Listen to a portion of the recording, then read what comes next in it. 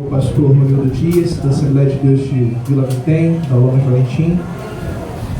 E pela permissão dele eu pude estar neste lugar, mas primeiramente, pela graça do nosso Senhor Jesus Cristo, estamos no lugar ministrando.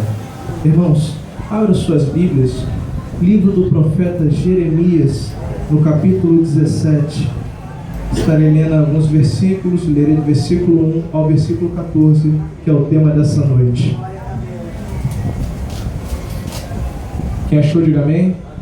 Vamos estar começando a leitura.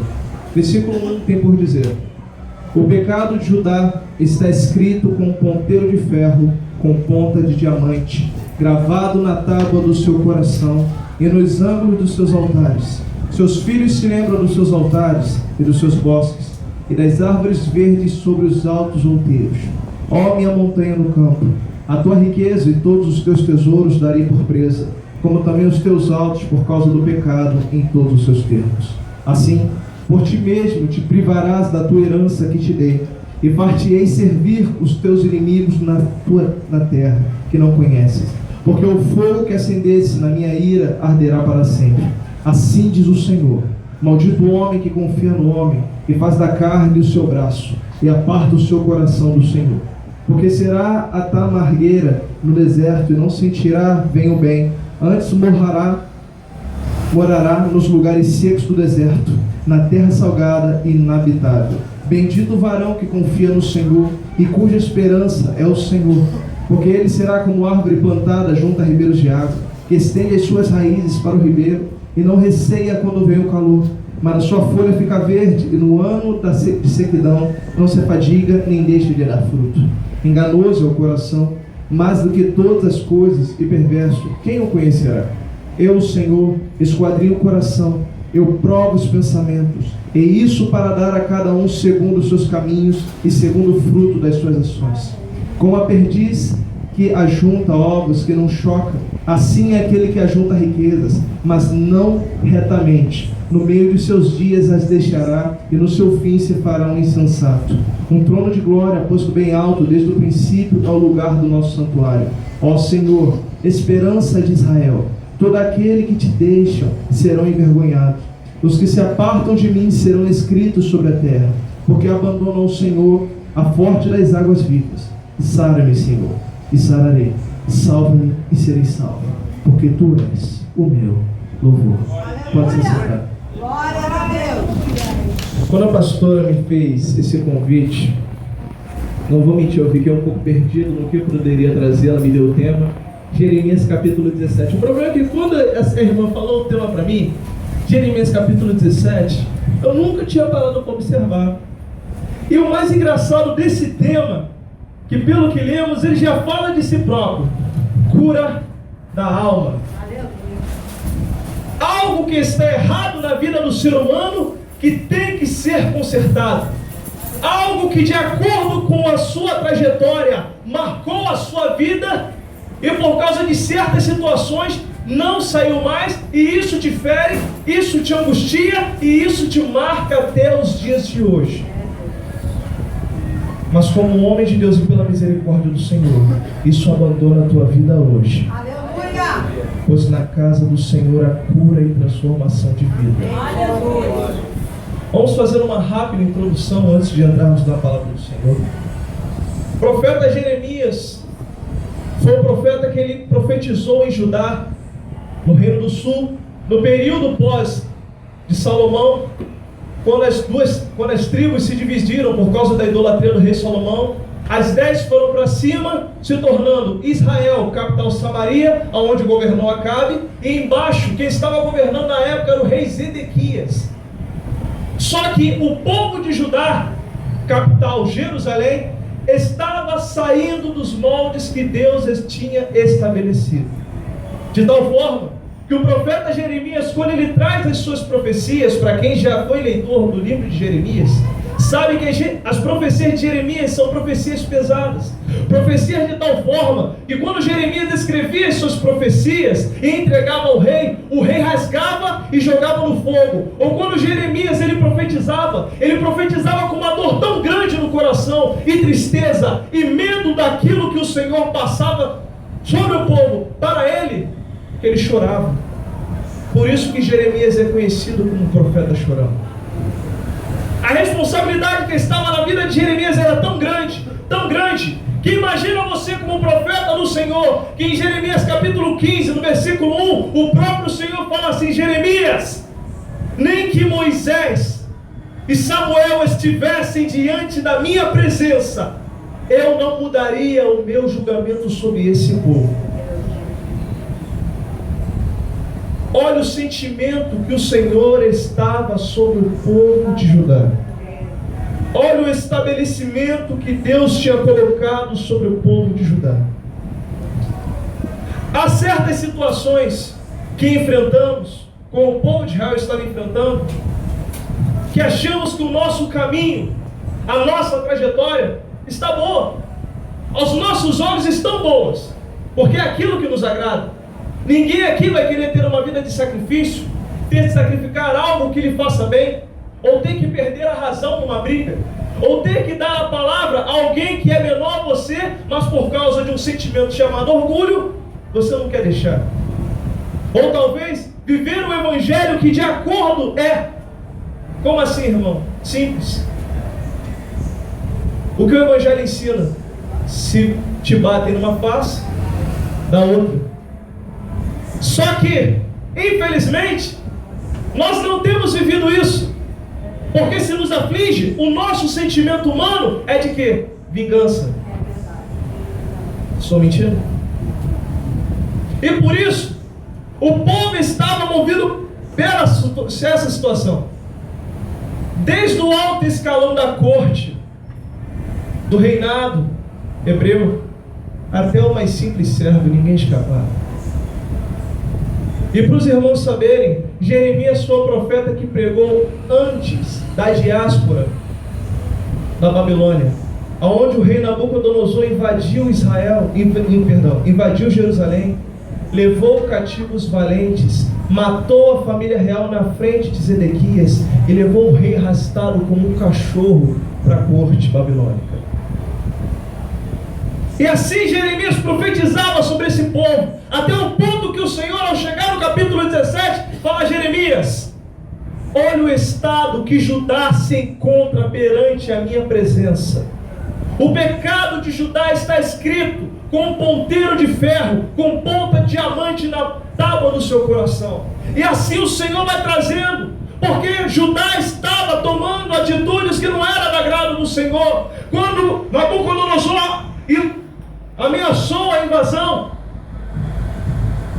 Jeremias foi alertado por Deus: fala para o rei para ele confiar em mim, fale para Ezequias confiar na minha palavra, fala para Zedequias andar de acordo com o meu querer. Diga para ele não buscar ajuda no Egito, diga para ele não buscar ajuda com outras nações, que eu poderei dar vitória. Mas por quê? Nós somos surdos, como Judá estava surdo. Sofremos consequências de confiar mais na pessoa que achamos que tudo pode fazer, do que no Deus que nos criou e sabe quem somos. O grande problema da humanidade é essa: vivemos o evangelho onde vemos Deus como um ser mitológico. Nós não vemos Deus como uma pessoa próxima, como eu vejo vocês. Nós vemos Deus como um Senhor sentado num trono de glória inalcançável, que para chegarmos a Ele temos que orar, jejuar, mas mal sabemos que apenas um clamor nosso, Ele volta os olhos dele e diga: o que queres que eu te faça? Às vezes você entrou dentro desse lugar pensando: vai ser mais um culto, vai ser mais uma celebração, vai ser mais um momento, uma campanha onde eu vou ouvir palavras que eu poderei ser restaurado. Não! Hoje é o dia de mudança na sua vida. Mas basta você querer mudar, porque eu nada posso fazer, sou apenas um servo. Aleluia. E isso Judá estava teimando até o ponto que o Senhor disse: Jeremias, não dá mais. Esse povo está no estado que eu não queria que ele estivesse. Em toda a história do povo hebreu, o período de profecia do profeta Jeremias foi o período mais negro da história. Pelo simples fato de Deus se cansar do povo. Volta para o seu irmão e diz assim: como você se sentiria se Deus cansasse de você? Aleluia, Deus. Glória, glória a Deus. Imagina se o Senhor ele falasse: quer saber de uma coisa? Chega! Aleluia. Eu cansei. Porque nós nos damos o direito de, quando as coisas não vão bem na nossa vida, ou quando estamos indo para a igreja, surge uma fofoca, surge um problema, nós falamos: não quero mais ir, ninguém presta, não quero mais saber. Mas você se esquece que quem te atraiu a esse lugar foi Cristo. Aleluia. Não foi A, não foi B, foi Cristo que te trouxe a esse lugar. Amém. Imagina se Deus tomasse a mesma atitude que às vezes nós tomamos por razões humanas e impensáveis. Imagina se Deus tivesse o mesmo sentimento de vingança que às vezes carregamos dentro de nós. Imagina se o Senhor tomasse a mesma atitude mesquinha que às vezes nós tomamos sem saber. E aí? Como você reagiria se o Senhor batesse na tua porta e falasse assim: ó, ou você muda hoje, ou me esquece que eu nunca mais vou te proteger. Ou você muda hoje, ou vou permitir que Satanás venha na tua vida, destrua você e sua família. Imagina como você se sentiria. Eu tenho que admitir para os irmãos, essa está sendo a mensagem mais pesada que eu já preguei na minha vida. Por isso, eu peço permissão à pastora. Eu posso falar tudo aquilo que Deus mandou falar. Aleluia. Porque eu não estou aqui para bater em ninguém. Eu estou aqui para trazer a verdade. Amém. Por isso eu digo, quem quiser ir embora pode ir. Não estou aqui para massagear ego de ninguém. Amém. Podemos começar a palavra então? Glória a Deus. É o seguinte. Deus, Ele sempre estabeleceu um processo de trajetória na nossa vida. Deus quer que atinjamos o sucesso. Deus quer que nós mudemos e nos aproximemos dele a cada dia. Só que pecado nos afasta de Deus, não é Ele que se afasta da gente. O pecado, ele vicia e nos leva para o fundo do buraco. Seja o que for, uma mentira, uma fofoca, uma vida de prostituição. Nós não percebemos que o pecado ele está na nossa vida porque ele se torna rotineiro. Uma mentirinha não faz mal, mas e quando ela se torna rotina? Beber não faz mal, mas é quando aquilo se torna um vício. Meu Deus. Namoro aqui, namoro ali, depois tu namorou um cá, e quando isso se torna uma rotina e você não consegue ser fiel a um, ou você ser fiel a um. Ou quando você deixa de ser crente para ser aquilo que os seus amigos, a sua família ou outros querem que você seja, mas você nunca quer ser aquilo que Deus quer que você seja.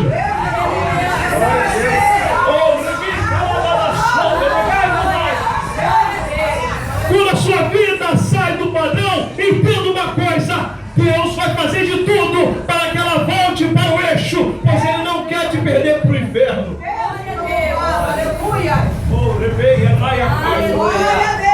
A maior tristeza no coração de Deus é ver a criação dele indo a passos largos para o inferno. Principalmente quando a igreja dele está indo para o inferno. Imagina isso. Eu tenho um filho, cuido do alimento, visto, dou uma boa educação, trato com carinho, cerco de bens, dou tudo. Para o fim da vida o garoto sair, entrar para uma vida dessa e morrer perdido. É assim que Deus se sente quando você vem para a igreja, o adora, Ele te cerca de bênçãos, Ele te protege do diabo, mas por causa de atitude sua e de orgulho seu, você acabar parando no inferno.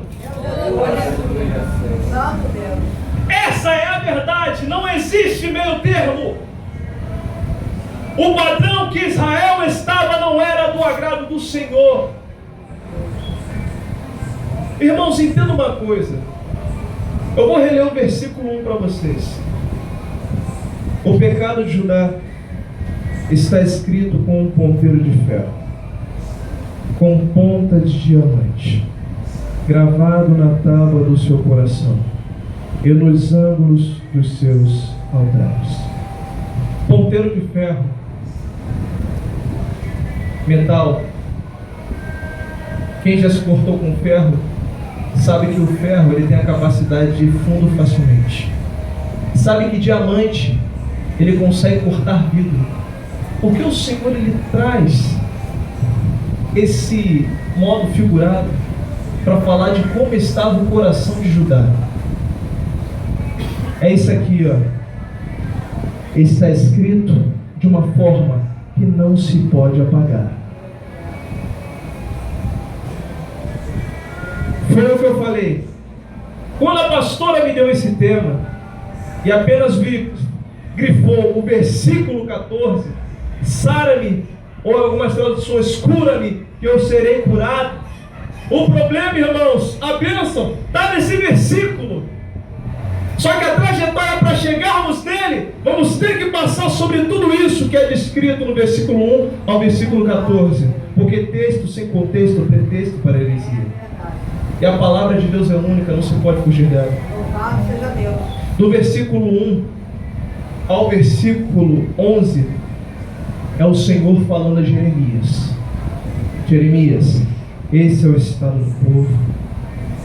Esse é o jeito que eles estão. Não tem como eles mudarem. Estão saindo da minha presença. Eles pouco estão se importando. Quer ver que eu te mostro biblicamente que o povo estava pouco se lixando para o que Deus estava falando? Vocês querem que eu mostre? Amém? Amém? Amém, Deus. Vamos caminhar um pouquinho na história?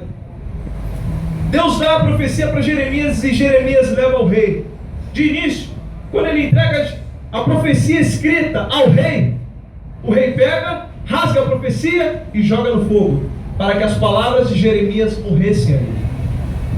Segunda vez, Jeremias é levado a profetizar novamente ao rei que a invasão babilônica estava para acontecer, e Zedequias fala: há mais algum profeta na corte que queira trazer uma palavra do Senhor sobre esse assunto? Porque não era só Jeremias de profeta, havia mais de 100 profetas profetizando na corte. É uma situação que Deus te pega no meio da sua família, no meio do seu povo, e está todo mundo falando: vai dar certo, vai tudo bem, vai ficar tudo legal, e Deus falar para você dizer: fala para eles que vai cair tudo por terra. É Deus. Aleluia. Aleluia. É quando você, no meio da multidão, você pequenininho, Deus te tomar para um grande, está todo mundo falando, Deus vai exaltar, Deus vai fazer você triunfar, Deus vai te prosperar, e Deus te levantar com poder, igual você falar: toma jeito, ajeita o teu altar, senão a cobrança do Senhor vai vir sobre a tua vida.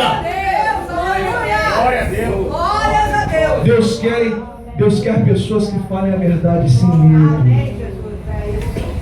Deus não quer mais amassageadores de ego. É, Jesus. Aleluia. Deus quer pessoas que estejam dispostas a sofrer pelo Evangelho. Aleluia. Deus não quer pessoas que estejam dispostas a receber por Ele. Aleluia. E assim vai. E quando todos estavam profetizando: vai na batalha que Deus vai te dar vitória, vá pelejar, rei, que Yahvé dará vitória ao Senhor, vá, que o Senhor há de te dar vitória sobre os babilônicos, e o rei Nabucodonosor estará curvado perante o Senhor. Mas Ezequias pergunta: mais algum profeta? Jeremias vem no meio da multidão e fala: tenho uma. Fala então, Jeremias: se entregue ao rei da Babilônia, Aleluia. se curve perante ele, porque senão você e seus filhos morrerão na frente de todo o povo. Seus filhos sofrerão, e os valentes, e toda a cidade será levada cativa. Os príncipes se irritaram, pegaram Jeremias, espancaram o pobre moço, jogaram ele dentro de um fosso cheio de lama, misturado com fezes. Jeremias ficou atolado até o pescoço, todo machucado. Até onde você está disposto a sofrer pelo seu Deus? Aleluia. Aleluia. Deus, Deus, Até onde você está disposto a levar o nome de Cristo? Aleluia. Até que preço você está disposto a pagar por aquele que morreu por você na cruz? Até onde você iria? Não existe prova de amor que namorado pede a namoradinha boba e acaba se entregando? Deus pede às vezes uma prova de amor a nós, mas uma prova séria. Porque Ele te ama, Ele consegue responder o amor dele à altura. Aleluia. Jeremias ficou lá machucado. Eu não sei o que Jeremias estava fazendo, se ele estava salmodiando, se ele estava orando. Só sei que as palavras de Jeremias chegaram ao harém do rei, aonde havia um etíope, um negro, no meio da corte do rei, Ebed-Meleque, um servo do rei que cuidava do harém do rei, porque naquela época o rei podia ter várias mulheres. Ele era um eunuco, ou seja, ele tinha passado por castração, e ele permanecia no meio das mulheres, cuidava do banho, cuidava de tudo, e ele tinha por tradução Ebed-Moloque, servo de Moloque, servo de um deus pagão. E ele, no meio daquilo tudo, ele ouvia Jeremias no meio do fosso, até que ele foi até o rei e falou assim: olha só, tira aquele homem de lá, porque ele é servo do Deus vivo, ao qual você serve. E ele está clamando no meio do fosso, e isso tem me incomodado. O rei virou para ele: tira você. Se você está tão incomodado, vai lá tirar o profeta. Às vezes Deus vai usar alguém no meio de onde você menos espera, para te ajudar e te livrar da boca do leão. Por que Deus faz isso? Porque para Deus nada é impossível. Se Ele tiver que usar a pessoa que você menos gosta, Ele vai usar. Se Ele tiver que usar a pessoa que mais te odeia, que já virou na tua cara e falar assim: ó, eu prefiro ver você morto do que você vivo, Ele vai usar. Para mostrar que Ele é Deus e que tudo está dentro do domínio dEle. E assim vai. Quando Jeremias sai do fosso todo machucado, todo sujo, acontece novamente a reunião de profetas com o rei Zedequias. E Zedequias pergunta: qual é a vontade do Senhor? O que devemos fazer? Devemos prosseguir? Não devemos prosseguir? Qual a nossa atitude? Todos falam: vai, rei, que o Senhor te dará vitória. Peleja nessa guerra que o Senhor há de fazer você ganhar. Vai em frente que o Senhor vai pelejar por você. Só que o rei pergunta: há mais algum profeta? Jeremias entra no meio da multidão todo sujo, todo machucado. Oh, rebei, amaia, cai,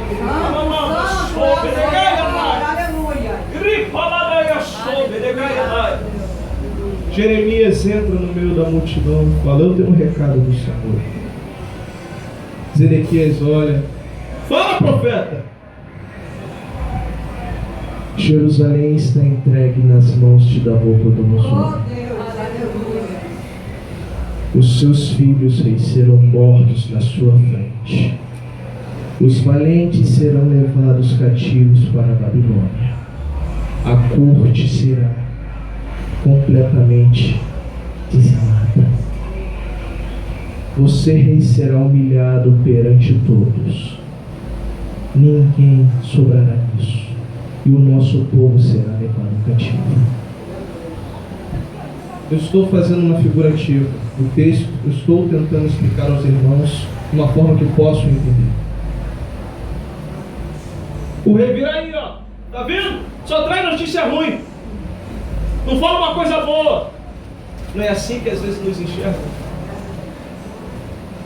Só traz profecia pesada, nunca fala que Deus vai abençoar, nunca fala que Deus vai dar um carro, nunca fala que Deus vai dar a casa do ano, mas só cisma de falar que Jesus está voltando, só cisma de falar de conserto, só cisma de falar de transformação. Não muda o discurso, só vive nisso, não dá na moda pregar sobre isso. Mas uma coisa que nunca vai sair da moda é que Jesus nasceu, viveu entre nós, morreu em nosso lugar, ressuscitou, está à direita de Deus Pai, está voltando para buscar a sua igreja. Faça o que vier, nunca se esqueça disso. Porque esse é o motivo de você estar aqui esta noite louvando e agradecendo o nome dele. Acontece os eventos, Jeremias apanha novamente, é preso, Nabucodonosor invade a cidade, um soldado enviado por Nabucodonosor resgata Jeremias, o povo é levado cativo, os filhos do rei são mortos na frente dele, e a história você continua vendo. Em Lamentações de Jeremias, o Senhor fala para Jeremias: escreve aos cativos, para eles criarem casas, para eles ficarem lá, manterem a paz com todos, se tranquilizarem, que ao passar 70 anos eu irei e os tirarei novamente daquela terra e os trarei novamente para Jerusalém. Só que lá na Babilônia, os profetas estavam profetizando outra coisa, e era necessário Jeremias escrever. Mas, voltando a esse texto, vocês viram o efeito que a trajetória do povo gerou: cativeiro. Todo ato, toda atitude, há uma consequência. Toda ação, há uma reação. Se você está tomando alguma atitude da sua vida que hoje você está achando boa, tenha certeza de uma coisa: ela tem um efeito, ela tem uma reação, seja boa, seja má. Eclesiastes capítulo 14, o Senhor fala assim no finalzinho, que Deus há de trazer juízo sobre toda obra, quer seja boa, quer seja má. Se você está levando uma vida dúbia, tenha certeza de uma coisa: Deus há de trazer juízo. Se você está pregando o evangelho, amém, Deus há de trazer juízo. Se você está levando uma vida leviana, Deus há de trazer juízo. Se você está fazendo a vontade do Senhor, Deus há de trazer juízo. Entenda isso: tudo que nós fazemos, o Senhor há de trazer juízo, tanto para o bem, tanto para o mal. Nós temos que ter um galardão no final da história. Aleluia. Nós não escapamos disso. E o Senhor trazendo sobre essa questão que quem confia no outro homem é maldito, quem confia no Senhor é bendito. Até que o momento que chega no versículo 12, Jeremias ele se coloca por intercessão do povo e fala: Senhor, por favor, sara-me. Tu sabe que ansiamos por ti. Tu sabe que tu és o Deus que está sentado sobre os querubins. Tu sabes, Senhor, que tu é que nos sonda e nos conhece.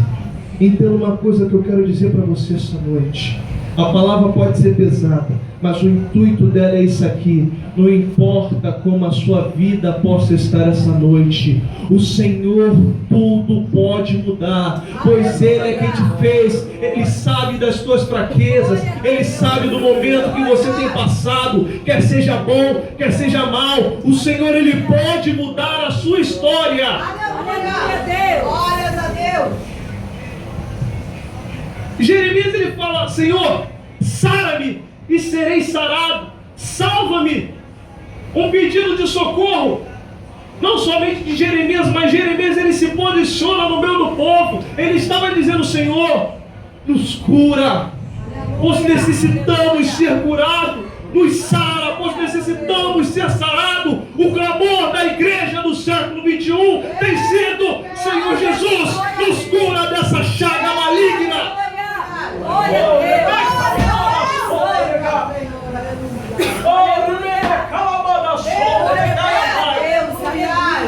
Eu só sei de uma coisa: o Espírito Santo de Deus está nesse lugar.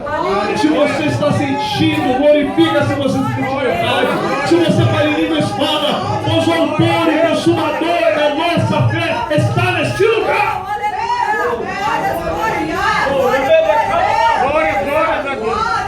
Evangelho de Marcos, capítulo 12. Pedro falando com Marcos, porque o Evangelho de Marcos é a narração do apóstolo Pedro. Ele fala que em uma situação Jesus estava curando e conversando com as pessoas, dando um pequeno sermão numa casa, e a casa estava lotada. Quem estava dentro não conseguia sair, quem estava fora não conseguia entrar. E nessa situação havia um homem que ele estava paraplégico, ele não conseguia se mover, ele ficava deitado numa cama. Até que 4 amigos dele, olhando aquela situação e vendo que o seu amigo que estava na cama queria ser curado, Eles tentaram entrar, falaram: olha, não dá para entrar, não dá ninguém para sair, o que vamos fazer? Até que um teve uma ideia: olha só, as casas têm por cima palha, vamos retirar a palha e vamos descer. Então, como nós conhecemos, o paralítico, que para ele ser curado, ele desceu pelo telhado.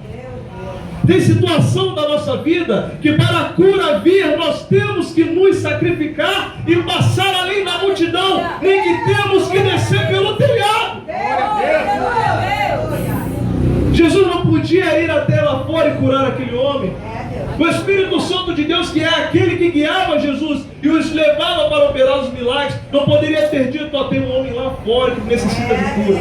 É porque Deus às vezes quer ver uma atitude nossa. Aleluia. Glória, glória. Deus podia mudar o estado que Judá se encontrava? Podia. Então por que não mudou? Porque esperava uma atitude deles. Lembra que eu falei lá no início sobre cura da alma? É isso aqui. Isso é um assunto delicado, então eu vou falar com cuidado. Há situações na vida que, por causa de um evento que ocorreu, um trauma, uma decepção, um momento que nos angustiou, marcou o nosso interior, a nossa alma, e carregamos isso até hoje. Um evento quando éramos pequenos, uma situação. É delicado falar sobre esse assunto, então eu vou procurar ser mais sincero. Digamos, uma situação que uma moça foi violentada.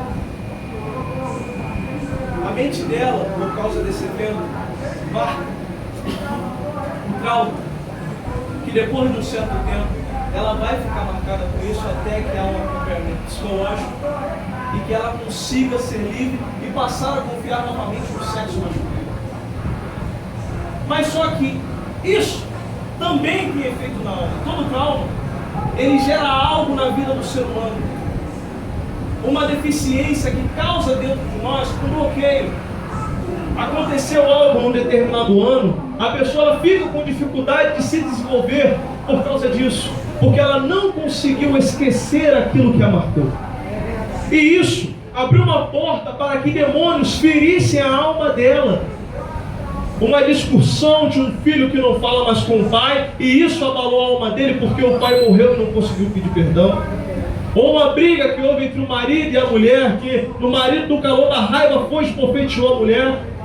Ou uma esposa que abandonou o marido deixando com seus filhos. Isso marca a alma. A alma fica marcada, a alma fica encharcada com dor e angústia. Tem pessoas que, até mesmo no fim da vida, por causa de uma mágoa, por causa de uma angústia tão grande dentro da alma, morrem.